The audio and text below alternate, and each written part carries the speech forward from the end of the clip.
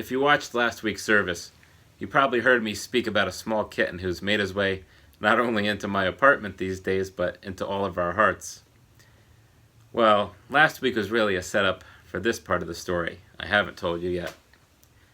You see, it all began when our youngest niece, Charlotte, spotted this small kitten hiding in the bushes. He was incredibly shy, very skinny, and wouldn't come near anyone. And when he reappeared later on that day, we realized how hungry he must be, so we tried to think of what we could give him. Luckily, I had some packets of tuna in my house, so we emptied one of those into a bowl and placed it in a private spot away from the rest of us. The kitten watched as I slowly backed away before he cautiously made his way over to the bowl and ate all that tuna within minutes. We repeated this pattern several times over the next few days, placing the bowl closer and closer to the house, until one day the bowl was sitting inside my kitchen by an open door, and sure enough, the little guy ventured inside to eat. As the week went on, we began to let the kitten explore more of the house each time he'd come in for a meal. Whenever we tried to pet him, though, he'd always run away from us or swat his paw. But one night, after going through this routine for about a week, I began coaxing the kitten closer to me, using different treats that I would toss his way. And when he was within reach, I extended my hand and stroked his back just once. And the cat froze, not sure what to make of it or what just happened. So I pet his back one more time, and this time something clicked. Immediately you could tell it was like he was experiencing love and contact for the first time in who knows how long. Immediately this little gray kitten began jumping on me and rubbing up against me and purring louder and louder. And now, pushing aside the fact that I have pretty bad cat allergies, none of that mattered in this moment. Because holding another life in my arms and watching it discover or rediscover what it meant to be loved was one of the most profound experiences I have ever had. And so is the experience I had later that night. You see, it had gotten late. I was hanging out on the couch. The little guy was across from me. And I was ready for bed. But I was worried about letting him stay in my apartment. I had no litter box. I wasn't sure how to keep him from scratching the furniture. And I really just didn't know the first thing about taking care of a cat. So I nudged him a little. I woke him up, and I scooped the kitten into my arms and carried him outside on an unusually cold night. As soon as I placed him down, though, you could feel a shift take place. The kitten ran away from me and looked back.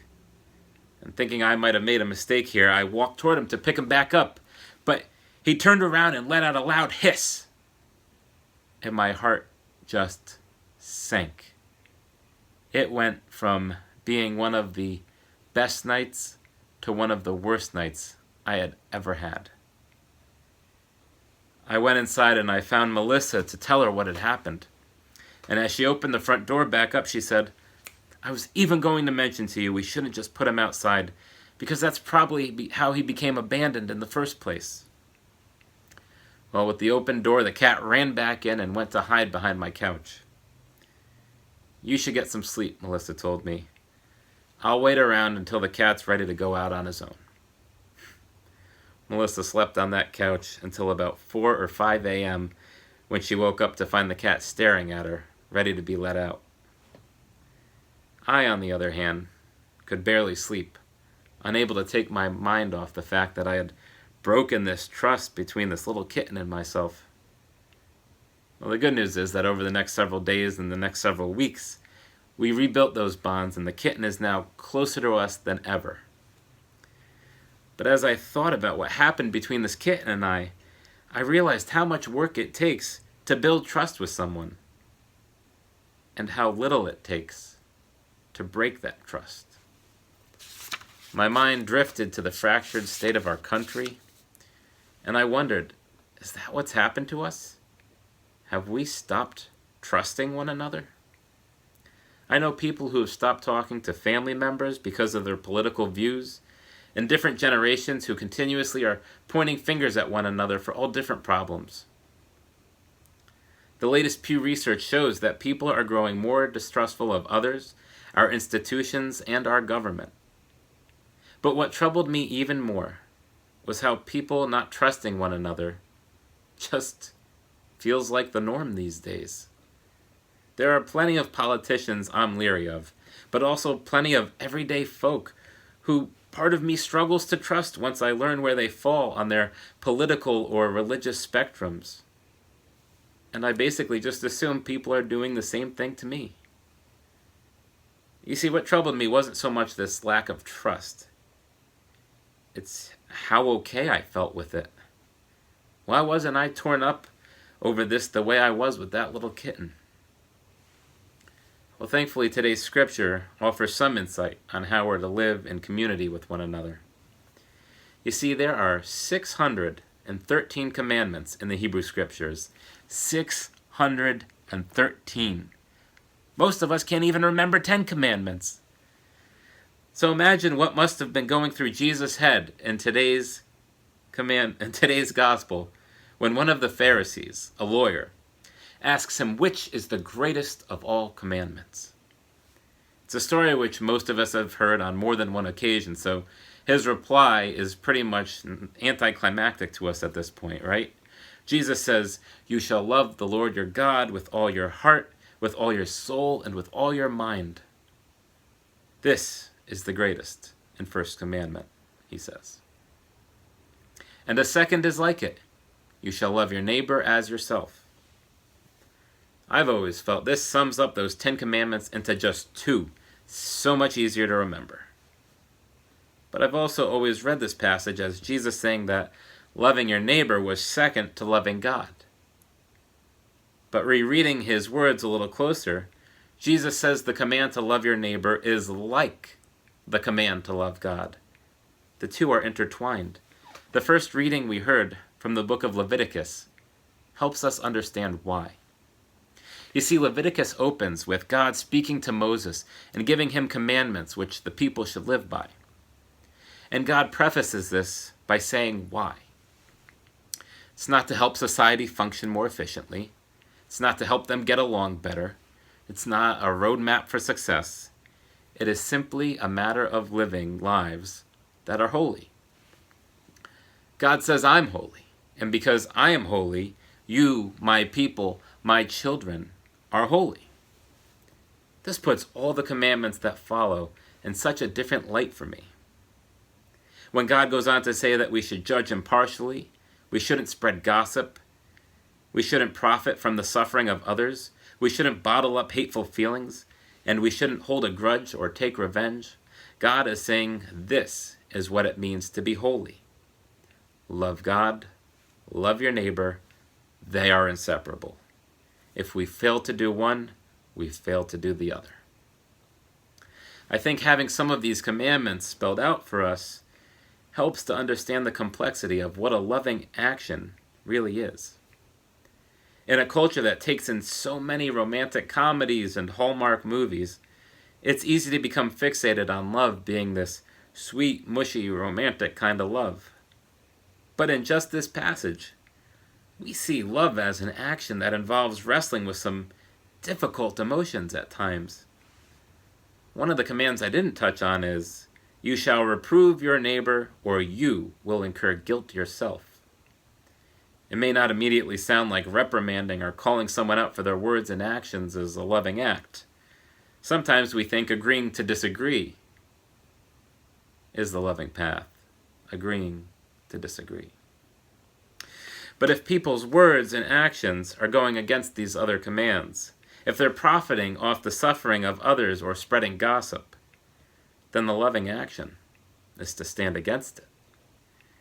The obvious expression of love here is that we're standing up for those who are being harmed in some way. But I believe we're being equally loving to those we push back against, because we're saying, "I love you too much to let you go down this path. I want to help you live into the holiness that God intends for you." Here's the caveat to that, however. This is not an open invitation to hop on Facebook and go blast your friends who are voting differently than you, or to call up your relative who's been pushing crazy conspiracy theories. In everything we must do, in everything that we do, we must first ask how we're responding in love, and if we're being a reflection of the God who created us. As I said earlier in this service, I'm wearing this outfit to honor one of my childhood idols, Fred Rogers. As an adult, the thing that amazes me most about his show, Mr. Rogers' Neighborhood, is the way it depicted neighborhoods.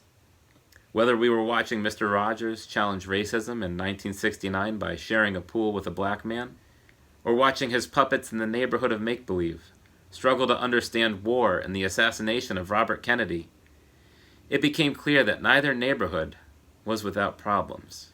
Neither was perfect. Characters got angry and sad and spiteful toward one another at times, but they always worked their way back toward loving their neighbor. Fred Rogers once said, "Love is at the root of all things. All parenting, all learning, all relationships, love or the lack of it." I have to admit, when I hear that theme song of his I began our service with, it stirs something up inside me.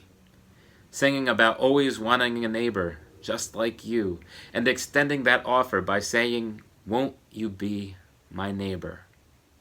I don't know about you, but I'm tired of being okay with this disconnect and distrust that we all have for one another. I want us to learn to be neighbors again. To echo a quote from Pastor Josh Surratt, I want to be less concerned with who one another is voting for and more concerned with how we're treating those who vote differently than ourselves. When Election Day rolls around on November 3rd and the remaining votes are cast, we should definitely be mindful that our act of voting is a way to express our love for neighbor, and that our faith should guide us in choosing candidates who will judge impartially, not spread gossip, not profit from the suffering of others, not bottle up hateful things, and not hold a grudge or take revenge. But what about after Election Day? When the votes are officially tallied and a winner has been decided, what happens next? Regardless of who wins and how we feel about the results, it will be up to all of us to rebuild that trust and work toward unity. Because a little gray kitten once taught me that love will eventually help us find a way back to trust. And Mr. Rogers once taught me, the world isn't perfect. Our neighborhoods aren't perfect. But learning to love our neighbors can truly make it a beautiful day in the neighborhood. Amen.